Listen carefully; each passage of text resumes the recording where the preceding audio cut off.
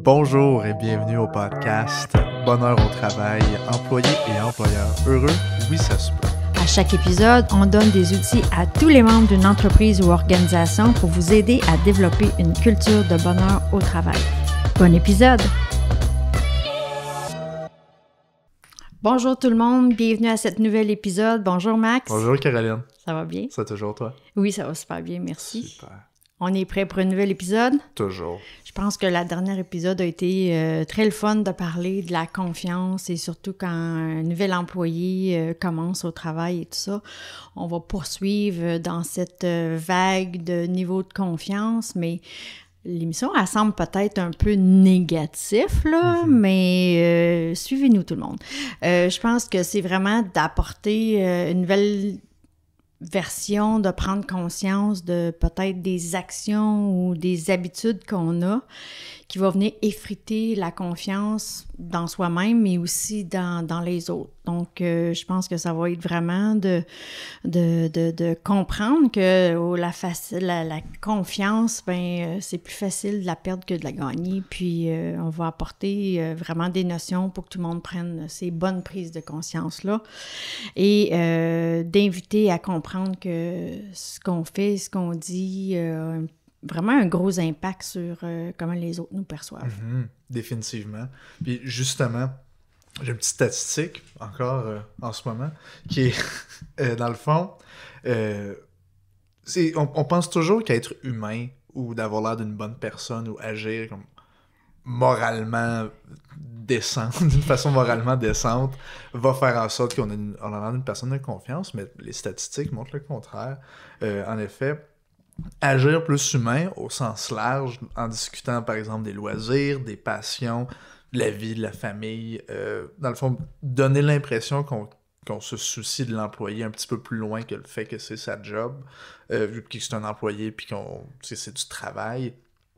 Dans le fond, avoir l'air plus accessible. Dans le fond, il y a juste 4% dans le fond, des gestionnaires, des propriétaires d'entreprise, puis 5% des employés qui affirment que partager ces informations-là, puis avoir ces moments d'échange-là, renforce la confiance. Donc, c'est très minime, ça l'aide pas. C'est ça. Fait que dans le fond, d'être friendly avec ses employés ou avec son employeur, vice-versa, va venir contribuer quand même à une certaine côté d'avoir un bon moral puis des bonnes relations, mais n'a pas nécessairement un impact sur le niveau de confiance qu'on a un envers l'autre. Exactement. Si je comprends bien. Oui, exactement. Il faut aller un petit peu plus profondément pour justement avoir la confiance, puis justement, ça peut pas être un bon outil pour réparer des pots cassés ou comme passer par-dessus une erreur ou un bris de confiance qui a été fait.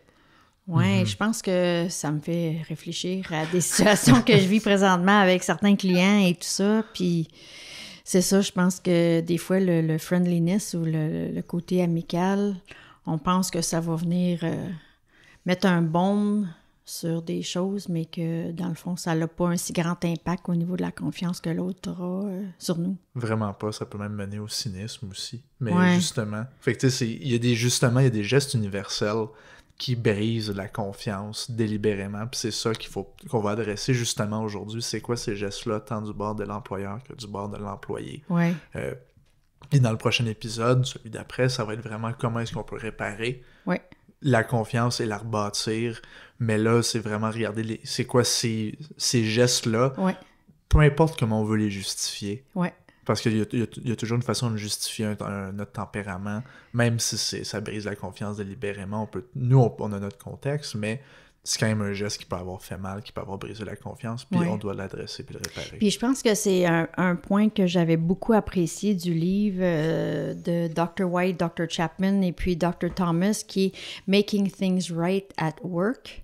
Encore là, tout le monde, les auditeurs, ça va être dans les ressources, mais une des choses que quand je lisais sur la confiance, c'est que la confiance n'est pas binaire. dans le sens que c'est pas j'ai confiance en toi pour toujours, j'ai pas confiance en toi pour toujours. C'est vraiment un continuum de notre quotidien, je pense, avec une personne. Autant on peut avoir confiance une journée, tout ça, mais toute la confiance, elle est précaire, elle est fragile, puis que certains gestes ou comportements ou habitudes peuvent venir, comme on dit au début de l'épisode, venir effriter cette confiance-là. Donc, il faut être conscient que c'est pas parce que j'ai la confiance une journée que le lendemain, je ne l'aurai pas, tu sais. Exactement. Donc, on va se pencher sur les actions et les habitudes que certains employeurs, c'est à vous d'être à l'écoute, pour voir si vous ne rentrez pas parfois dans certains de ces patterns-là. Définitivement. Puis justement, pour comprendre où est-ce qu'on peut, il y aurait une chance de briser la confiance en tant qu'employeur, c'est de se rendre compte à quel moment est-ce qu'on fait une promesse à un employé ou à un candidat qu'on souhaite qui embarque dans notre entreprise et qu'il devienne à notre emploi, dans le fond. Fait que tout ce qui est affiche de poste, tout ce qui est stratégie de marketing des ressources humaines, stratégie d'attraction, à partir du moment, tant que ce soit au niveau de l'entrevue, que ce soit une affiche de poste qu'on a vue par publicité sur Facebook, par exemple, c'est une certaine promesse qu'on fait par exemple, on affiche nos valeurs, on affiche qu'est-ce qui nous rend séduisant, qu'est-ce qui nous rend attirant, puis pourquoi est-ce qu'un employé devrait travailler chez nous. Si on ne livre pas sur cette promesse-là, il y a un exemple, ça c'est l'exemple classique de n'importe quel gestionnaire qui dit genre, notre environnement, c'est comme une famille, tout le monde s'aime, tout le monde... Moi j'ai toujours une certaine réticence quand j'entends ça, parce que je me dis, ouais mais tout le monde dit ça, fait que là, puis c'est comme... Tu te fais dire, par exemple, c'est une famille chez nous, tu rentres en entreprise, puis personne se parle, c'est froid, tout le monde a vraiment l'air de saillir. Ben, c'est pas vraiment une famille, c'est une fausse promesse sur laquelle t'as pas livré, puis c'est dans le contrôle des employeurs aussi. Oui, puis là, déjà là, ça met le ton de je me suis fait promettre ceci, ou je me suis fait donner ce portrait-là.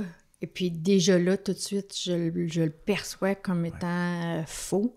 Alors, au niveau de confiance, comme on en a parlé à la dernière émission, des fois, c'est acquis ou à gagner, mais ça va vraiment venir faire un petit un dent, une bosse dans la confiance par rapport à notre employeur si déjà là, on s'affiche puis on le représente pas. Tout à fait. Définitivement. Puis ça, c'est... avant l'emploi ou au début d'un nouvel emploi. Exactement.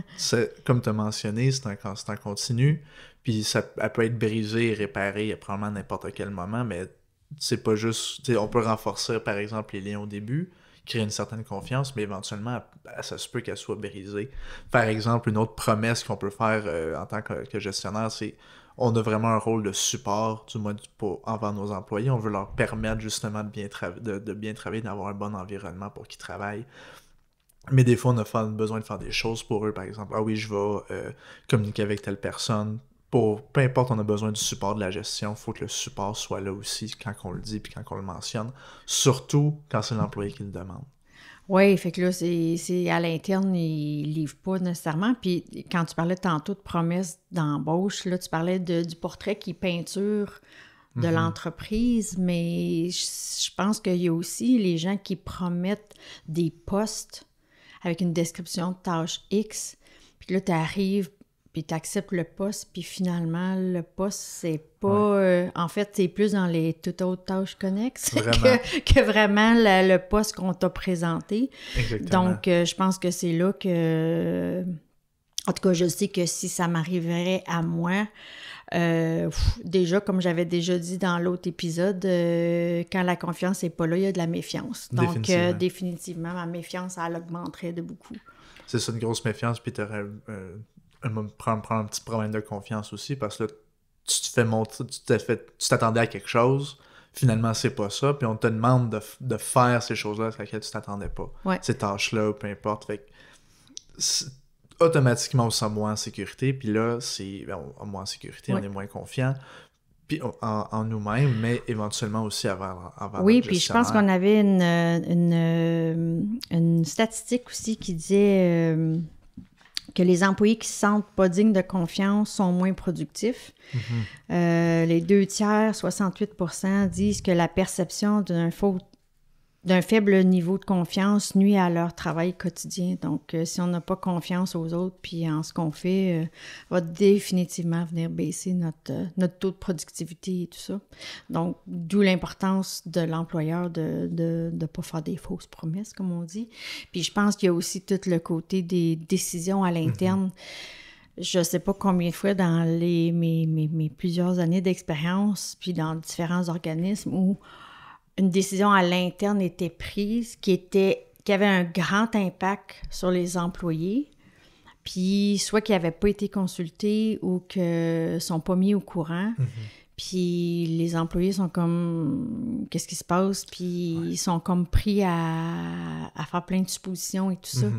Fait que je pense que c'est ça, un des pièges comme gestionnaire, c'est de penser qu'en prenant certaines décisions, de ne pas impliquer les employés là-dedans, sans nécessairement que c'est eux autres qui ont le dernier mot à dire, mais de les impliquer, de les communiquer cette information-là va augmenter le niveau de confiance chez l'employé. Absolument. Donc, un petit peu pour résumer, c'est une question de communiquer ces décisions-là, mais les communiquer d'une telle façon qu'on leur fait comprendre pourquoi est-ce que c'est la meilleure décision. Tu sais, oui, pour l'entreprise, mais pour les employés.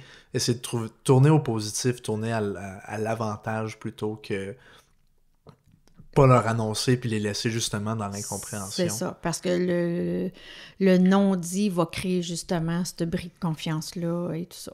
Exactement, oui. Mais c'est pas juste les employeurs qui font des promesses. Il y a les employés qui font des promesses aussi. Le dernier épisode, j'ai résumé un petit peu l'essence c'est la nature, si on veut, d'un contrat de travail. Mais on s'entend qu'un contrat de travail, après ma base, c'est une entente du bord de l'employé, c'est je vais me pointer de telle heure à telle heure, de tel jour à tel jour dans la semaine pour faire X travail. Fait que ça, c'est la promesse que tu fais envers ton employeur. Fait que probablement une des choses qui va le plus briser la confiance de ton employeur, c'est entre autres les no-show, no-call. Fait que t'avertis pas que tu vas te pointer au travail, et tu vas pas te pointer au travail, puis tu te pointes pas au travail. Fait que là, on dépendait sur toi. C'est parce que tout est planifié d'un point de vue de l'employeur, du moins, s'il fait bien ses affaires. Fait que, surtout par exemple, une job de construction, les délais peuvent être assez restreints des fois, travailler beaucoup d'heures. Si on se pointe pas, ça peut vraiment retarder justement tout le processus, puis c'est l'employeur qui est cop à la fin. Oui, puis pas juste... Puis je pense, on parlait tantôt, dans l'autre épisode, je pense, au niveau de la confiance latérale, tu sais. Fait que quand tu fais des no-show, no-call ou tout ça, tu te présentes pas, oui, ça peut faire suer ton employeur, puis ça vient briser le lien de confiance avec lui, mais tu viens briser aussi le lien de confiance que tu as avec tes collègues de travail, parce que si tu fais surtout un travail d'équipe, puis que là, tu te présentes pas, ben là, c'est tes coéquipiers qui doivent prendre le gros de ta tâche ou tout ça, puis de faire un surplus. Fait que là, ils sont pris à en faire le double au lieu de juste faire leur travail. Puis je pense que quand on parle de no-show, no-call, il y a tout l'aspect d'assiduité. Tu sais. Des fois, c'est peut-être pas no-show, no-call, et des fois, ils appellent. Bon, ça arrive qu'on appelle malade ou qu'il arrive un pépin avec sa famille ou quoi que ce soit, mais je pense que c'est dans la constance. Fait que si jamais c'est continuellement, régulièrement, quelqu'un qui se présente pas, bien à ce moment-là, les gens ont comme plus confiance en toi. Puis je pense que l'employé, des fois, il comprend pas l'ampleur de ses gestes et ses actions, puis je pense que c'est important de le comprendre, ça. Oui. Puis j'aimerais ça pousser cette notion-là un petit peu plus loin. Tu sais, on a parlé spécifiquement des no-show, no-call, mais il y a toute la notion, là, c'est peut-être la notion d'absentéisme, mais il y a une notion de présentéisme aussi. Tu sais, quand t'arrives au travail, mais t'es pas prêt, par exemple, je dis pas, tu sais. Justement, j'ai un exemple d'un client, dans le fond, lui, il travaille il y a des employés qui travaillent dans une cuisine, puis un de ses employés, justement, des fois, il se pointe en lendemain de veille encore, ou des fois, peut-être même déjà... encore en état d'ébriété au travail. Fait que, tu sais, oui, t'es là, oui, tu travailles, techniquement, t'as clocké, mais est-ce que t'es aussi productif puis C'est aussi ça. efficient que tu pourrais? Exactement. Puis je pense que c'est une question de ton corps, il est là, mais t'es pas pleinement là. Puis la nature de ton travail se veut que t'es là pour accomplir les tâches aussi. Oui, là. c'est ça. T'es pas mentalement là, ça l'aide pas. Fait que définitivement, ça, c'est un point. Il y aurait aussi les surpromesses. Au moment de l'embauche, tu dis à ton employeur, c'est sûr que je suis hyper bon avec Excel ou avec Word ou avec telle compétence, ou que mon anglais, mon français écrit est à un niveau que eux souhaitent, puis que finalement, quand tu arrives pour faire le travail, tu ne livres pas la marchandise que tu as promis au moment de l'embauche. Fait que déjà là, encore là, la confiance s'effrite assez rapidement. Ça, c'est quand tu es un nouvel employé, mais quand tu es un employé aussi régulier, que ça fait déjà un petit bout de temps que tu es là, quand tu surpromets les livrables, oui, je m'en occupe, et tu le fais pas. Oui, je vais tout faire ça par tel jour, telle date, puis tu le livres pas. Mais encore là, une fois, ça passe, mais puis je pense que c'est un des principes qu'on parle dans le livre de Dr. Chapman, Dr. Paul puis Dr. Thomas, c'est justement la constance. T'sais. Fait que si continuellement tu ne fais pas tes livrables, bien à ce moment-là, tu peux vraiment tout perdre la confiance de ton employeur. Oui, absolument. Puis, tu sais, veux pas, un bris de confiance, ça mène de façon législative, mais au sens de la base du terme, ça mène à un congédiement aussi. Fait que, justement, essayer de maintenir cette confiance-là, puis essayer de la bâtir et de la maintenir, c'est essentiellement, si on ne te fait plus confiance, ben, on va te renvoyer. Oui. Ouais. Oui, puis il faut qu'ils aient fait leur travail pour ça, hein? Définitivement, puis justement, tu sais, prendre responsabilité sur ces erreurs-là, même si c'était des erreurs involontaires ou volontaires, mais comme on pensait qu'on était slick, quand on s'est pas pointé ou quand on se pointait pas à un certain moment régulièrement. Déjà là, l'admettre, c'est déjà quand même un pas dans la bonne direction, puis c'est pas tout le monde qui le fait. Non. Pas prendre responsabilité là-dessus. Oui, référez-vous au premier épisode. Prendre responsabilité. Puis je pense que dernièrement, je vis ça avec un client puis un des employés qui se présente pas, qui se pointe pas aux réunions, ou qui arrive en retard, ou qui justifie tout ça, tu sais, mais c'est le seul qui fait ça. Alors, l'autre jour, on vient pour présenter des excuses, mais à un moment donné, quand le niveau de confiance, parce que c'est pas la première fois, puis tu fais ça à répétition, c'est que tes excuses, là, ils valent de la merde, excusez mon expression, mais c'est comme à vaut rien, parce que justement, tes babines suivent pas tes actions, tu sais, puis c'est important que les gens réalisent à quel niveau l'impact que ça a, tes gestes puis tes habitudes. Si t'es tout le temps désorganisé, t'es toujours en retard, bien, tout ça fait en sorte qu'à la longue, je ne te fais pas confiance. Puis que là, ça risque d'être difficile dans toute l'ambiance parce que va y avoir la méfiance va s'être installée. T'sais. Exactement. Puis, juste de cette façon-là, c'est important d'être capable de mettre en action qu'est-ce qu'on a appris pour être capable de changer puis de changer puis d'être plus assidu, par exemple, si c'est un problème d'assiduité, mais ça prend des actions, ça prend quelque chose de concret qui est fait, pas juste en parler, pas juste dire oui, je vais changer. Oui. Puis d'autres fausses promesses. D'autres fausses promesses, exactement. Qui embarquent sur les autres fausses... Les surpromesses avec des fausses promesses, ça fait que c'est vraiment pas un bon mix. Parce qu'à la fin de la journée, on fait juste se mentir à nous-mêmes, puis on se ment même plus aux autres, on se ment à nous-mêmes rendus là. Oui, puis tu sais, avec mes formations que j'ai fait avec Jack Canfield et tout ça, c'est une des premières notions qu'on a beaucoup abordées au début, tu sais, c'est que quand on ment, quand on fait des fausses promesses et tout ça, c'est que ça vient pas juste impacter le niveau de confiance que les autres ont envers soi, c'est que là, nous, on commence à ne plus avoir confiance en soi. Parce que je dis A, B, C, D, Et je ne livre jamais ABCD. Donc, à un moment donné, ça vient jouer énormément sur pas juste la confiance, mais l'estime en soi de la personne. Ouais. Puis là, il y a un désengagement, pas juste envers l'employeur, mais envers son propre travail, Ouais. qui vient influencer son bonheur au travail. Puis je pense que ce qu'on veut le plus, c'est que tout le monde soit heureux au bout du compte. Là, Oui, en effet. Mais justement pour ça, ça prend plus que de l'information, ça prend des actions. Absolument. Fait que c'est quoi le genre d'action qu'on pourrait faire? Oui, bien, je pense que c'est ça. Les appels à l'action qu'on vous invite, chers auditeurs, ce fois-ci, c'est vraiment de prendre conscience si on a fait des promesses non respectées. Alors, des fois, comme moi, là, en préparant cet article-là, j'en ai pris conscience. Parce qu'on n'est pas parfait, on n'est pas binaire, hein? Fait que prendre conscience de nos promesses qui ne sont pas respectées. Puis si jamais ces promesses-là, le niveau de confiance n'a pas été brisé, puis il n'est pas trop tard, c'est qu'est-ce que je peux faire pour remédier tout de suite à la situation, pour pouvoir garder cette promesse-là, si elle a été tirée un peu, mais au moins de garder son engagement, etc. Oui, puis finalement, sans nécessairement vouloir jouer notre propre flûte, peu importe, ou faire de l'autopromotion. Bien sûr. Ouais, c'est raison. No shame. Mais notre prochain épisode sur pouvoir reconstruire la confiance, c'est là qu'on va justement focuser sur des outils, des actions concrètes pour pouvoir la rebâtir, parce que on sait jamais dans n'importe quelle situation, peut-être qu'on a brisé la confiance de quelqu'un puis on le sait pas, Ouais. ou peut-être qu'on le sait, il y a peut-être des lumières qui vous dans le fond ou dans le fond des cloches qui sonnent pour certains auditeurs, qu'on pourrait peut-être justement focuser sur rebâtir la confiance, réparer des promesses brisées. Fait que le prochain épisode, ça va être ça.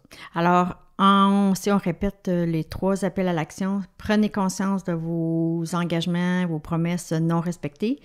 Faites quelque chose si vous pouvez, s'il n'est pas trop tard, puis définitivement écoutez le prochain épisode.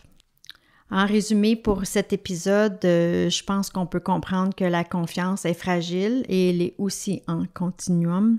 Et comme Barbara Brooks Kimmel a déjà dit, la confiance commence par un leadership qui est digne de confiance. Elle doit être intégrée à la culture d'entreprise. Plus important que jamais, je crois.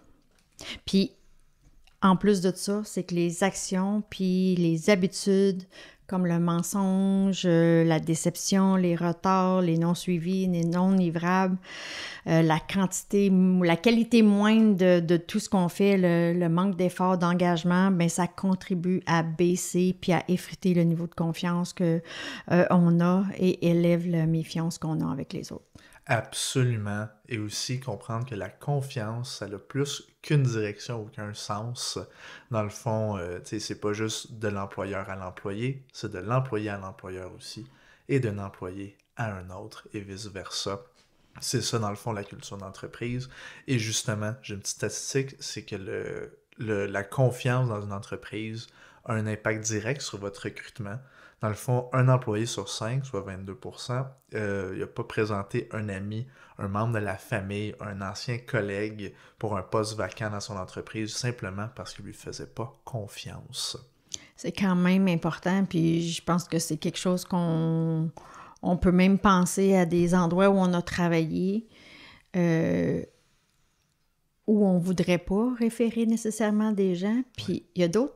Là, on pense, puis je pense qu'on en a discuté tantôt, il y a des personnes qui vont te demander « Hey, je peux-tu avoir un emploi où tu travailles? » Puis là aussi, si tu n'as pas confiance en la personne, tu ne voudras peut-être pas le présenter à cette entreprise-là. Fait que vraiment, la confiance a un gros rôle à jouer dans nos relations au travail et à contribuer par ça au bonheur au travail de tout le monde. Donc, ceci termine notre épisode. Merci, chers auditeurs, d'être si fidèles et à l'écoute. Merci, cher Max, d'être présent et de préparer tout ça ensemble et de co-créer ça pour nous ensemble. Et notre cher Félix, qui est toujours fidèle derrière le poste, derrière les 3 caméras et derrière le son et toute la technicalité de tout. Merci de tout cœur. Oui, merci beaucoup Caroline, merci Félix et merci à vous, chers auditeurs. Revenez-nous lundi prochain pour un prochain épisode de Bonheur au travail, employés et employeurs heureux. Oui, ça se peut. Vous pouvez nous visiter sur YouTube. Dans le fond, laissez un j'aime, laissez un commentaire. On est également sur Instagram et Facebook. Merci de partager sur les réseaux sociaux ou à un ami directement. On se revoit la semaine prochaine. Merci. Bye! Bye!